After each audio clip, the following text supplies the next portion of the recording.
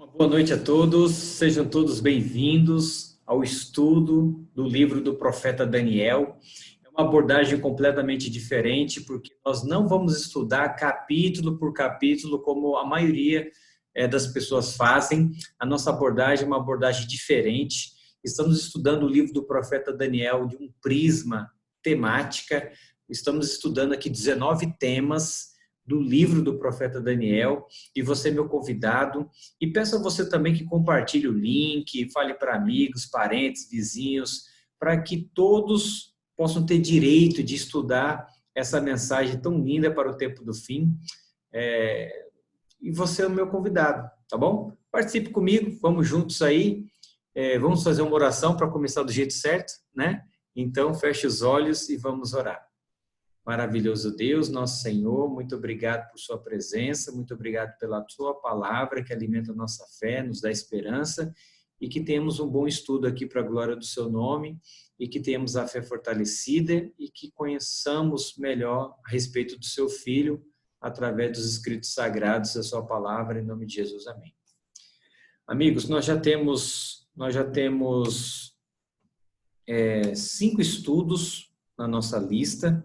Se você pesquisar aí no meu canal, você vai ver que já tem outros temas, e o tema geral da nossa série é Revelando os Mistérios das Profecias de Daniel, e hoje é a 6ª lição. Então, você já percebeu que tem mais 5 temas que já foram abordados, temas relevantes, importantes, né? Por exemplo, quem é o autor da profecia, como é que se comunica com Deus. Vimos também a respeito do resgate de um mundo perdido, quem é o personagem central do livro do profeta Daniel. Enfim, são temas interessantes que você está sendo convidado a assistir, compartilhe com todos, para que essa mensagem beneficie o maior número de pessoas. O tema de hoje é a profecia do tempo do fim. Como será que será o fim? Alguns acreditam que o fim do mundo vai ser através de uma guerra, a Terceira Guerra Mundial. É uma guerra entre Estados Unidos e Coreia do Norte, Estados Unidos contra a Rússia, Estados Unidos contra a China. Sabia que o país, né, os Estados Unidos, tem armamento bélico lá para destruir o nosso planeta pelo menos 3, 4 vezes. Já pensou? Se isso fosse possível, né? Eles têm um armamento muito forte, muito pesado. Outros acreditam que o fim do mundo virá através de uma guerra biológica, um vírus letal que vai dizimar toda a humanidade, ou um armamento químico, que inclusive é proibido esse tipo de guerra pela ONU, né, pela Organização das Nações Unidas. Como que será que é o fim do mundo? Uma doença que vai matar todo mundo? Uma guerra mundial?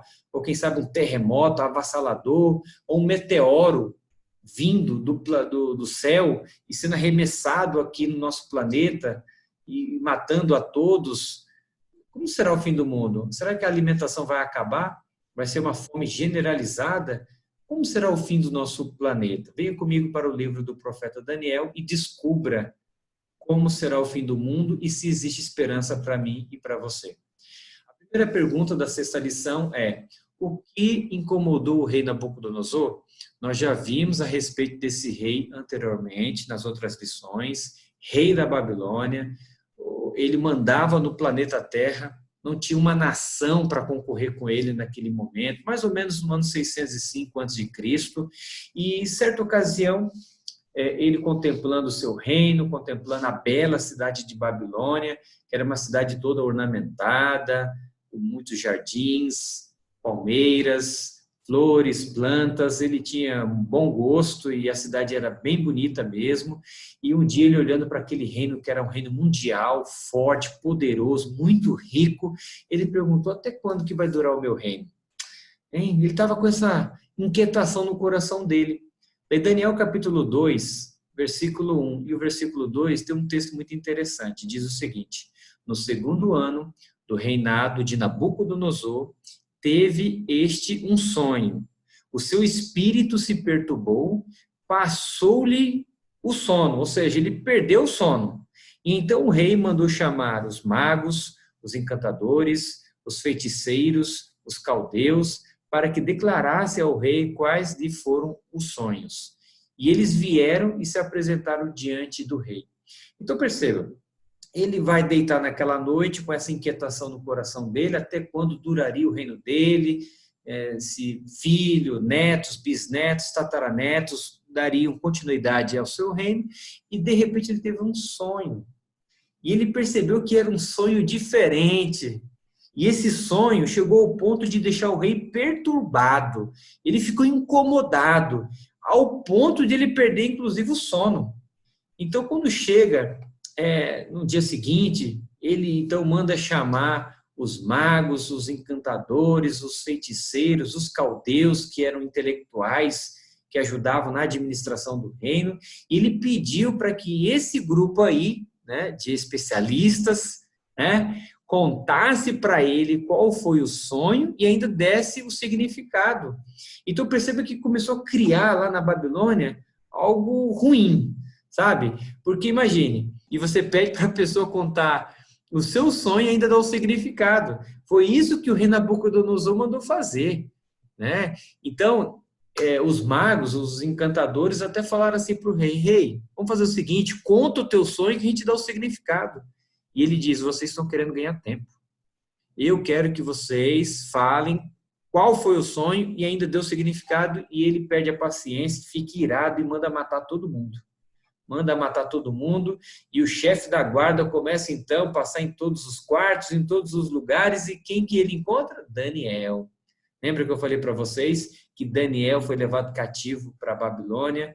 Daniel não era mago, não era encantador, não era feiticeiro. Daniel era um intelectual, um rapaz muito sábio, era jovem ainda nessa época, e quando ele descobre a decisão do rei, ele lembra de Deus, e ele lembrava de Deus constantemente, ele sabia que Deus poderia resolver essa situação, e ele pede para o chefe da guarda comunicar ao rei para dar mais um tempinho. Deixa ele orar, deixa ele buscar a Deus, porque Deus tinha condição, né, ou condições suficientes para poder declarar qual foi o sonho do rei Nabucodonosor e ainda dar o significado. E acontece uma coisa muito interessante. Número 2, quem poderia revelar esse mistério? Daniel, capítulo 2, verso 28, Daniel já está diante do rei, né? E ele diz ao rei: mas há um Deus aonde? Responda aí. Onde mesmo? Mas há um Deus aonde? No céu, o qual revela os mistérios, pois fez saber ao rei Nabucodonosor o que há de ser nos últimos dias. Então, quando o rei naquela noite foi deitar, se perguntando a respeito do futuro, e o futuro do seu próprio reino, e ele dorme, e ele tem aquele sonho extraordinário, ele não se lembra, ele perde o sono, melhor dizendo, e ele manda chamar os especialistas, os encantadores, os feiticeiros, e ninguém consegue falar qual é o sonho, e ninguém consegue dar interpretação, ele ameaça todo mundo de morte. Eu vou matar todos vocês, inclusive Daniel estava na fila para morrer. E ele pede então um tempinho, Daniel busca o Senhor nosso Deus, juntamente com seus amigos. Deus revela para Daniel qual foi o sonho de Nabucodonosor. Né? Já pensou que extraordinária essa história? Isso é incrível. Daniel teve o sonho de Nabucodonosor na mente dele e ainda teve o significado. Essa parte o rei não teve. O rei teve o sonho, mas não tinha o significado. E ele acabou esquecendo o sonho. E Daniel recebe o sonho e ainda recebe o significado. E diante do rei, ele deixa bem claro: rei, eu não sou o cara. Não sou eu que vou resolver, não sou eu que vou dizer, mas há um Deus no céu, o qual revela os mistérios, pois fez saber ao rei Nabucodonosor o que há de ser nos últimos dias. Aqui nós aprendemos pelo menos duas coisas. Primeiro, Deus está no comando de tudo. Deus está no comando da história, Deus está no comando dessa terra. E eu pergunto, Ele está no comando da sua vida? Ele está no comando da sua família? Ele está no comando da minha vida? É uma reflexão que precisamos fazer todos os dias. Deus está no comando e Ele que revela os mistérios, Ele tem inclusive a capacidade de poder decifrar sonhos, porque foi o próprio Deus que deu o sonho para Nabucodonosor, pôs o sonho na mente de Daniel e ainda deu significado, e esse sonho estava relacionado com os últimos dias. E a segunda lição é essa: em quais dias nós estamos vivendo? Não é exatamente nos últimos dias? Então significa que esse sonho extraordinário que Nabucodonosor teve e que Daniel recebeu a revelação tem mais a ver contigo e comigo do que com o próprio Nabucodonosor. Embora Deus responda às inquietações de Nabucodonosor, o sonho tem a ver com os últimos dias e é o que nós iremos ver agora. Então o rei Nabucodonosor, ele teve o sonho de uma estátua. Está vendo aí na ilustração? Então, a estátua que Nabucodonosor viu no seu sonho tinha a cabeça de ouro, o peito e braços de prata, o quadril de bronze, as pernas de ferro e os pés em parte de barro e em parte de ferro. E Daniel viu, o sonho de Nabucodonosor, viu que uma pedra foi cortada sem auxílio de mãos e foi arremessada justamente nos pés da estátua. Nabucodonosor ficou de boca aberta. Ele falou, incrível esse Deus, maravilhoso esse Deus e maravilhoso esse profeta aí também, porque contou o sonho e ainda deu o significado. Então, é o que nós veremos agora. Qual era o significado do sonho? Daniel capítulo 2, versos 38 a 42. Diz o seguinte, Daniel falando para Nabucodonosor. Tu, ó rei, és o quê? És a cabeça de ouro. Depois de ti se levantará outro reino, inferior ao teu, e um terceiro reino de bronze. O quarto reino será forte como o ferro, pois o ferro a tudo quebra e esmiuça. Já os pés, em parte de barro, de oleiro, e em parte de ferro, será esse reino um reino dividido. Contudo, haverá nele alguma coisa de firmeza do ferro. Mas, por outro lado, será o quê? Será frágil. Então, Daniel começa a descrever para Nabucodonosor que o reino dele não duraria para sempre. Porque aí mesmo, no começo do texto, no verso 38, diz que depois de ti, Nabucodonosor, depois da Babilônia, do reino babilônico, se levantará outro reino. Seria inferior ao da Babilônia, mas seria um outro reino. Então, nós podemos ver aqui na ilustração, para ficar mais didático, quais são esses reinos que iriam suceder à Babilônia. Então, quando fala assim, tu, ó rei, é a cabeça de ouro, está se referindo à Babilônia, do ano 605 até o ano 539 a.C., certo? O que foi que aconteceu no ano 539? No ano 539, a Média-Pérsia, liderada por Ciro, invadiu a Babilônia, e colocando ali a bandeira do reino da Média-Pérsia no ano 539 até o ano 331, que foi o ano que Alexandre o Grande, rei da Grécia, se tornou um imperador mundial. E a Grécia dominou do ano 331 a 168. O que acontece no ano 168? O Império Romano.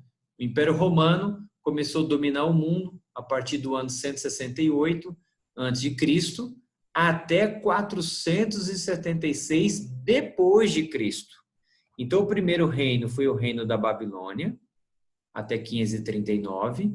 Depois veio a Média-Pérsia, até o ano 331, e tudo isso antes de Cristo. Depois vem a Grécia, que fica até o ano 168 a.C. Inicia, então, o Império Romano, que foi um império que durou mais tempo.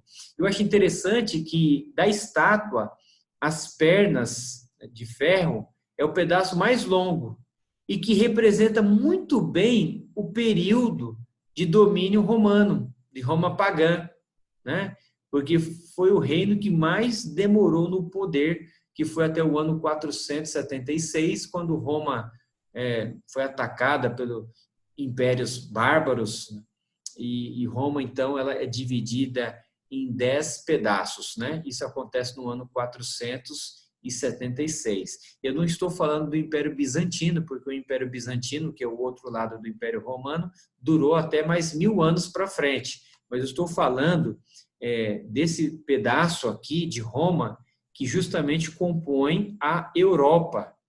Agora, amigos, você sabe pela profecia que os pés em parte de barro, em parte de ferro, na verdade, é um pouco forte e um pouco fraco. Representa bem a Europa. Nem todos os países da Europa são fortes. E a Europa, ela surge justamente aqui no ano 476, quando o Império Romano é dividido em 10 partes. E justamente a estátua tem 2 pés, e cada pé tem 5 dedos, 5 com mais 5 dá exatamente 10 dedos, 10 países que compõem a Europa antiga, as 10 divisões de Roma. É muito interessante isso, né? Então, quais são as características dos reinos dos pés de barro e ferro? Eu fiz uma recapitulação aqui para deixar bem didático para vocês. Tá? No capítulo 2 de Daniel, verso 41, diz que seriam reinos divididos. E eu nunca vi a Europa tão dividida quanto agora, né? O bloco do euro, né? A Inglaterra está saindo, né? E não é uma nação única, são países que têm a sua própria política, a sua própria economia, suas próprias leis, né? Tem ali a Alemanha, tem a Itália, tem a Espanha, tem Portugal e assim sucessivamente. A segunda característica, no verso 42, diz que seria um reino forte e frágil. A gente vê uma Alemanha poderosa e Portugal mais fraco, não é verdade? E a terceira característica, não se ligarão. No passado, período da Idade Média e tal, esses países europeus, eles tentaram se unir de várias maneiras, através de guerra, né? Carlos Magno queria dominar o mundo todo, Napoleão Bonaparte, né? França, queria dominar o mundo todo através de Napoleão, também podemos esquecer de Adolf Hitler, né, que queria dominar o mundo todo também, mas a Bíblia prometeu que depois do Império Romano não existiria mais um outro império mundial, porque o verso 43 diz que não se ligarão. Outra estratégia que eles tentaram, além da guerra, além da força, foi através de casamento. A filha de um rei casando com o filho do outro rei, e nunca dava certo esses casamentos, sempre dava problemas e desunião. Então, a Europa está profetizada nunca se unir. Isso está em Daniel, capítulo 2, verso 43. Um reino dividido, reino, um pedaço forte, um pedaço frágil, e eles nunca mais se ligarão. Né? Então, são as características do Estado europeu, e eu coloco para você aqui uma foto mais antiga, uma ilustração mais antiga do antigo Império Romano, que foi dividido no ano 476 por causa das tribos bárbaras, né, que dividiram o Império Romano, e o Império Romano nunca mais conseguiu ser na forma política como era no passado, na época de Cristo, na época da Bíblia, né? Então, continuando aqui o nosso estudo, para os últimos dias, o que afirmou a profecia? Daniel, capítulo 2, os versos 44 e 45, diz o seguinte: mas nos dias desses reis, ou seja, dos 10 dedos da estátua, se referindo à Europa, o Deus do céu, o Deus que revelou os mistérios, o Deus de Daniel, o Deus que estava colocando Nabucodonosor no seu devido lugar, o meu Deus, o teu Deus, tem aqui uma promessa, que nos últimos dias, nos dias desses reis da Europa, o Deus do céu suscitará um reino que não será jamais destruído, mas ele mesmo subsistirá para quanto? Para sempre. Como viste que do monte foi cortada uma pedra, sem auxílio de mãos, e ela esmiuçou esses reinos. O grande Deus fez saber ao rei, o rei Nabucodonosor, o que há de ser futuramente. Então perceba que esse sonho que Nabucodonosor teve no 6º século antes de Cristo é mais endereçado a você do que a ele. Porque Deus respondeu Nabucodonosor muito rápido. Nabucodonosor, é o seguinte, teu reino vai passar. Depois de você vem a Média Pérsia. Depois da Média Pérsia vem a Grécia. Depois da Grécia vem Roma. E Roma vai ser dividida no ano 476 depois de Cristo. Depois vai ter Europa durante um bom tempo. Mas uma pedra que foi cortada sem auxílio de mãos, ela esmiuçou a estátua. O ouro, a prata, o bronze, o ferro, o barro, tudo foi destruído. E essa pedra não foi acertada nem na cabeça, nem no peito, nem no quadril, nem nas pernas, mas sim nos pés, representando que essa pedra é o reino de Deus, que durará para sempre. Jamais será destruído. Então, amigos, alegrem-se. Nós estamos vivendo justamente no período que a pedra está por ser arremessada. Estamos vivendo nos dias justamente do reino de Deus sendo implantado, o reino de Deus sendo consolidado, né? E nós fazemos parte desse movimento, o movimento que prega sobre justamente a volta de Jesus. Como nós já vimos no tema do personagem central do livro do profeta Daniel, quando se refere à pedra, relacionada com o reino de Deus, relacionada com a salvação, está falando de Cristo. Então, a volta de Jesus, que é o estabelecimento do reino de Deus, acontece não nos dias da Babilônia, nem da Média-Pérsia, nem da Grécia, nem da Roma, mas sim nos dias da Europa, nos nossos dias. E por 2 momentos, Daniel falou para Nabucodonosor que esse assunto seria um assunto dos últimos dias, um assunto do futuro, ou seja, futuro deles e o nosso presente. Portanto, amigos, vamos nos alegrar, porque Cristo Jesus está voltando. Todos os sinais estão apontando para Cristo Jesus, nosso Senhor. Então, a pedra que acerta nos pés da estátua é justamente a volta de Jesus, e nós estamos vivendo nos dias dos pés da estátua, né? Então, eu estou muito feliz com isso, em dividir essa mensagem com você, e você, juntamente comigo, pode se preparar para a volta de Jesus. Assista os nossos vídeos, pegue a sua Bíblia, leia os textos, compare com a sua Bíblia, ore a Deus e venha juntamente comigo nos preparar para a volta de Jesus. E qual é a promessa que nós encontramos na Bíblia? Sexta pergunta. Que certeza que Cristo nos deixou? João capítulo 14, versículo 1, versículo 2 e o versículo 3. A Bíblia diz o seguinte, Jesus falando, aliás, não se turbe o vosso coração. Credes em Deus, crede também em mim. Na casa de meu Pai há muitas moradas. Se assim não fora, eu vou-lhe teria dito, pois vou preparar-vos lugar. E quando eu for e vos preparar lugar, voltarei e vos receberei para mim mesmo, para que onde eu estou, estejais vós também. Então, quando Cristo esteve aqui na terra, com seus discípulos, João registrou uma promessa linda. A Bíblia toda existe para falar sobre a salvação em Cristo Jesus e do retorno dele.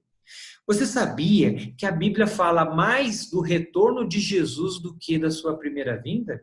Sabia disso? A Bíblia fala aproximadamente 2.000 vezes que Cristo Jesus vai voltar. O Antigo Testamento fala de um Jesus que veio. O Novo Testamento fala de um Jesus que já veio e que voltará. Inclusive, o Antigo Testamento também fala da volta de Jesus, e eu tenho como exemplo Daniel capítulo 2. Deus revelou para Nabucodonosor que lá no futuro, ou seja, nos nossos dias, o reino dele seria estabelecido. Aquela pedra é Cristo. Nós temos que estabelecer a nossa fé, a nossa casa, a nossa vida espiritual, tendo Cristo como o alicerce. Ele é a pedra que destrói o mal, destrói a injustiça. Então, Cristo prometeu, não se turbe o vosso coração, não fiquem apavorados com a falta de recurso, com a falta de saúde, com a falta de segurança, não tenham medo, não se turbe o vosso coração. Nós devemos crer em Deus, mas crer também em Jesus, disse o próprio Cristo. E ele promete, na casa de meu Pai, lá no céu, há muitas moradas. Existe um lugar preparado para você. Existe um lugar preparado para mim. Isso não te empolga? Empolga a mim, eu estou muito feliz com isso. Então Jesus falou, na casa de meu Pai há muitas moradas. Se assim não fora, eu teria dito. Se assim não fora, eu vou-lo teria dito. E ele promete, pois vou preparar-vos lugar. Então ele prometeu preparar um lugar para mim e para você.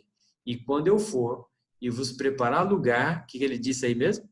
Voltarei e vos receberei para mim mesmo, para que onde eu estou estejais vós também. eu vejo o versículo 3, o versículo da saudade. Perceba que a forma como Jesus se expressa no versículo 3, porque no verso 1, ele está dizendo assim, fiquem tranquilos, creiam em Deus e em mim. No versículo 2, ele faz a promessa, eu vou voltar e vou preparar um lugar para vocês. No versículo 3, ele está dizendo assim, eu sinto saudades. Eu quero que vocês fiquem comigo, eu quero que vocês fiquem comigo, eu quero ficar com vocês. Lembra no estudo do santuário? Que o desejo de Deus era habitar com o seu povo? Lembra que estudamos sobre o santuário, que o santuário ficava bem no meio do povo de Israel? Lembra também que o outro nome de Jesus, no livro de Mateus, é Emanuel, que significa Deus conosco. O desejo de Cristo é habitar com você e comigo. Né? Então a gente não vai, ele vai ser o nosso presidente, ele vai ser o nosso governador, ele vai ser o nosso vereador, ele vai ser o nosso senador, o nosso deputado, ele vai ser o nosso líder e ele vai se preocupar sempre com você e comigo. Ele nos ama muito, ele prometeu voltar, ele vai voltar muito em breve. Portanto, amigos, chegou aquela hora, né? Aquela hora que a gente precisa tomar uma decisão. Nós precisamos tomar uma decisão hoje ao lado de Jesus Cristo, ao lado da Bíblia. Talvez eu estou falando com você aí, você está brincando de ser um cristão. Talvez eu possa estar falando com você, falando com uma pessoa que conhece a palavra de Deus, mas não tem compromisso com ela. Você vai ficar de fora disso? Não fique de fora. Jesus Cristo está voltando e ele virá por causa de você, por causa de mim. Ele nos ama muito, ele deu sua vida no Calvário. E esse lugar pode ser o seu eterno lar. Deseja morar no céu? Deseja morar com Cristo? Eu desejo. Portanto, eu quero tomar minha decisão. Qual é a decisão que precisamos tomar? Creio que estamos nos últimos dias. Creio que estamos nos últimos dias. Quero me preparar para quando Cristo voltar, quando a pedra for arremessada nos pés da estátua. Essa é a sua decisão? Então feche seus olhos e vamos orar. Querido Deus, nosso Senhor, este homem, essa mulher, essa família, esse jovem tomou a decisão de se preparar para a volta de Jesus. Eu também. Então que o Senhor fortaleça a nossa fé, que o Senhor venha nos estimular a estudar seriamente a Bíblia, com o coração aberto, disposto a aprender, disposto a obedecer e disposto principalmente, ó Deus, a se relacionar com Cristo. Perdoe os nossos pecados, aceita-nos diante da sua presença, nos dê uma boa noite, em nome de Jesus. Amém. Então, Deus abençoe a todos. Tchau.